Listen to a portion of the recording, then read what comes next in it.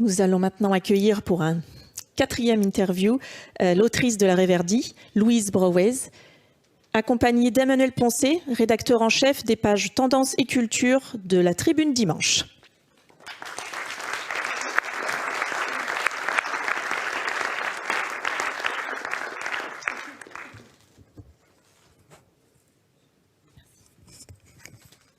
Bonsoir à tous. Bonsoir Louise Brauwez. Bonsoir, bonsoir à toutes et à tous. Alors je tiens à vous dire que j'ai été vraiment charmé par votre livre, totalement happé, alors que je n'étais pas la cible. Enfin en tout cas je croyais ne pas l'être. Je suis un peu carnivore, je déteste la campagne, je vais à reculons à l'AMAP, vous savez les AMAP. Parce que c'est un jour dans la semaine, c'est précis, etc. Mais j'aime beaucoup Pierre Reverdy. Et le premier contact que j'ai eu avec votre livre, c'est évidemment son titre, que je trouve très beau, qui raconte une histoire que vous allez peut-être nous décrire. Mais ma première question, et ce qui m'a aussi beaucoup intéressé, c'est ce concept de livre cabane.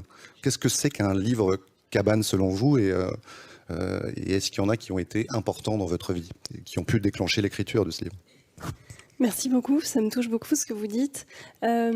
Sur le livre cabane, c'est à la fois l'idée que j'ai pas de jardin et qu'est-ce qui m'empêche de m'en inventer un.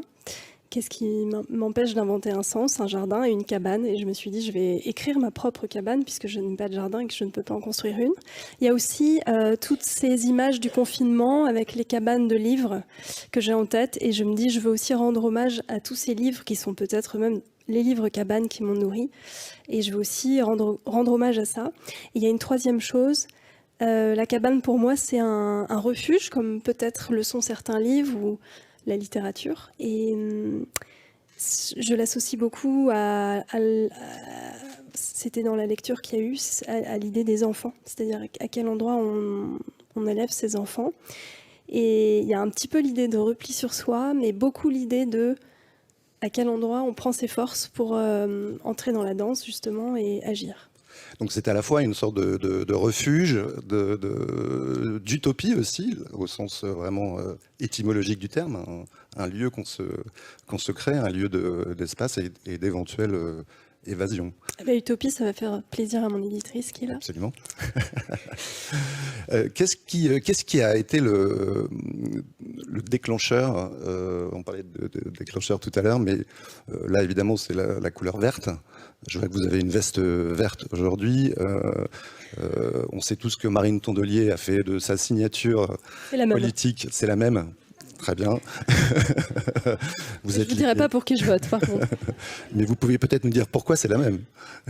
Simplement, pure imitation. Pure imitation, très bien. Envie de soutenir comme je le peux les couleurs. C'est parfait.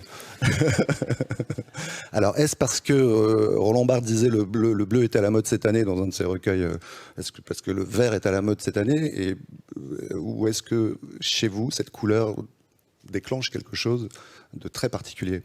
Alors j'aimerais vous dire oui, c'est parce que le vert est à la mode, mais comme il faut 4-5 ans pour écrire un livre, malheureusement, ça fait quand même un petit peu de temps que je travaille dessus. C'est l'avant-garde. Voilà, exactement. Et je ne connaissais pas cette phrase de Roland Barthes, mais c'est vrai qu'il y a plusieurs déclencheurs. Il y a déjà l'idée que j'adore cette couleur, et quand je commence un livre, je choisis une contrainte. Et je me dis, quelle idée intéressante de prendre une couleur pour voir où ça va m'amener. Je vais revisiter des souvenirs, des rêves, des envies, des fantasmes, des échecs liés à la couleur verte. Donc déjà, ça me donne un fil. Je lis Bleuet de Maggie Nelson, qui est un livre que j'aime beaucoup et qui est un hommage à la couleur bleue. Et je me dis, ça ne va pas du tout. Le bleu est aussi la couleur de ma mère. Il faut orchestrer la revanche du vert sur le bleu. Et donc, il y a ça aussi. Et troisième déclencheur, c'est la lecture de la trilogie autobiographique de Deborah Levy.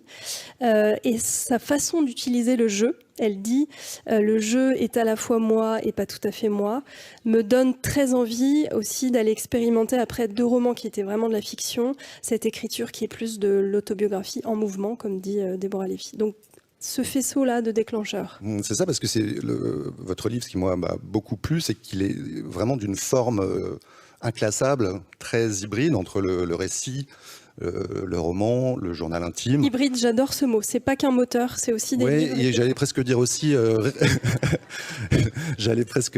rhizomatique, puisque il y a vraiment des ramifications qui n'en finissent pas de prospérer. Vous dites d'ailleurs livre cabane, mais vous dites aussi un peu livre jardin d'une certaine manière, puisque vous comparez l'activité, le travail de l'écriture à celui de permacultrice.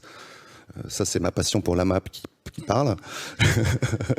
Et cette analogie est très touchante, puisque je préfère vous la laisser développer, mais vous faites vraiment cette comparaison. Alors, il y a cette idée que ces deux endroits qui sont aujourd'hui pour moi des actes de résistance, l'écriture, la lecture, le jardinage, dans un monde où tout est compté, où il faut gagner de l'argent à chaque instant. Et il y a aussi que c'est mon histoire, c'est ma famille, parce que, en tout cas, l'histoire que je me raconte, c'est qu'enfant, il y avait vraiment mon père au jardin, l'inverse de Colette, toute proportion gardée, mon père au jardin et ma mère dans la bibliothèque. Et j'ai souvenir de ne cesser d'aller venir entre mon père au jardin, plantant au potager ou dans les massifs. Je revois très précisément ces gestes. Et puis, être face aussi à la bibliothèque plutôt de ma mère et passer des vacances entières à lire. Et c'était pour moi les deux activités les plus merveilleuses, et peut-être que c'est encore ce que je ressens aujourd'hui, qui existent sur Terre, où on se sent pleinement dans le monde. Alors formidable, justement, pour terminer, est-ce que vous pourriez nous donner les quelques livres cabanes qui ont été importants pour vous en tant que lectrice ? Oui, tout à fait. Et c'est vrai que La Reverdie, c'était aussi un livre où je voulais rendre hommage. C'est beaucoup des livres écrits par des femmes, parce qu'en tant qu'autrice, j'ai d'abord beaucoup lu des livres d'hommes, et quand je suis devenue adulte et que je voulais faire ce métier, je me suis dit je voudrais quand même lire des livres de femmes. Donc il y a les livres de Déborah Lévy, il y a Virginia Woolf dont il a été question dans la lecture, il y a Marguerite Duras, il y a aussi des autrices actuelles que j'appelle mes amies imaginaires, que je ne connais pas mais dont les livres me nourrissent beaucoup. Il y a Juliette Rousseau, il y a Marielle Massé, il y a Marie-Hélène Lafont, il y a Annie Ernaux évidemment. Donc voilà, pour moi c'est toutes ces femmes qui oui, j'ai l'impression que je leur parle presque tous les jours. Très bien, merci beaucoup Louise Browez. Merci à vous. Bonsoir.